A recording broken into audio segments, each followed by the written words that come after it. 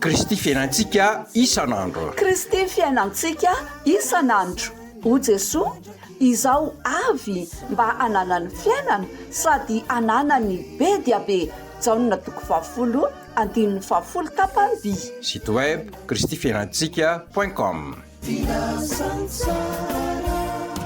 Odio, aizy nareo, efa eo ve nareo? De misaotranao aloha mampandroso anay iarahantsika amin'dinidinika amin'ny saintsaina ny tenin'Andriamanitra isan'andro. Meo fahafapo Andriamanitra amin'ny asanao. Ataovy izay mahafaly an'Andriamanitra amin'ny asanao. Fa hoy ohabolana 17 andininy 17 tapany faharoa hoe ny iraka mahatoky dia famelombelomana. Ny iraka mahatoky dia famelombelomana. Ataovy izay mahafaly ny mpampiasa anao. Na antsika mpiasa rehetra zany de ataovy izay mahafaly ny mpampiasa anao. Antsika mpampiasa ataovy izay mahafaly ny olona ampiasainao. Zany ny fiainana kristianina. De ataovy izay mahafaly ny olona mahazo tombontsoa amin'ny asanao.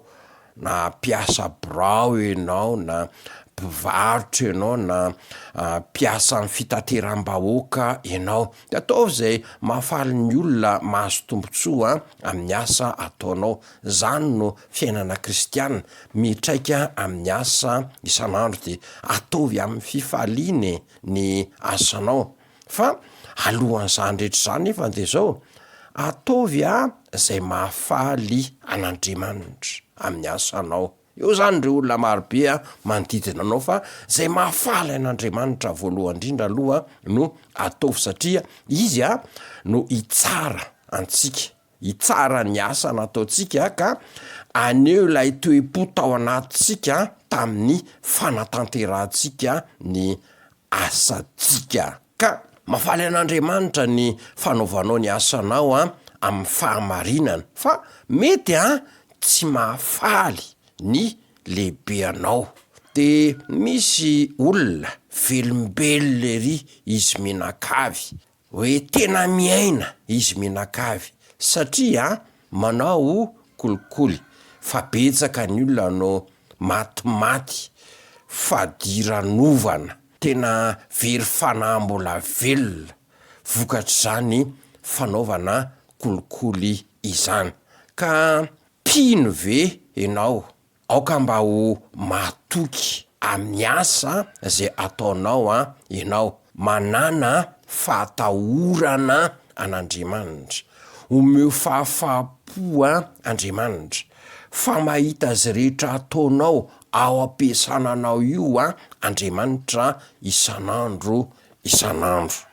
Mahafinaritra zany raha ohatra ka manao izay mahafaly ny olona manodidina anao ianao, na ny ankonanao zany, na ny mpampiasa anao, na ny mpiara-miasa aminao. Fa tsy maintsy manontany ianao hoe lay mahafaly ny olona ve mba mahafaly an'Andriamanitra? Fa rehefa manao izay mahafaly an'Andriamanitra ianao, tsy voatery ahafaly ny olona kosa izany. Hoy ny teny any amin'ny Malakitoko 9 ny andininy Malakitoko 1 ny andininy 9 hoe ny zanaka manaja ny rainy ary ny mpanompo ny tompony. Koraray aho haiza ary zay ajako, ary raha tompo aho aiza ary zay tahotrahy, hoy Jehova tompony maro. De mirahasoa antsika rehetra, omeo fahafapo zany Andriamanitra izay mahita anao amin'ny fiainanao isan'andro. Andeha antsika iombona amin'izao vavaka izao. Tario amin'ny fananao masina izay ry Tompo mba ho mpanompo mahatoky, mamelombelona ny fonao, manao izay mahafaly anao, tsy manompo olona, tsy manompo vola, fa manompo anao Andriamanitra rainay, amin'ny anaran'i Jesoa. Amen. Kristy fiainantsika kristy fiainantsika isan'andro kristy fiainantsika isan'andro o jesoa izao avy mba hananany fiainana sady hananany be dia be jaonina toko 20 andininy 20 tapany by site web kristyfiainantsika.com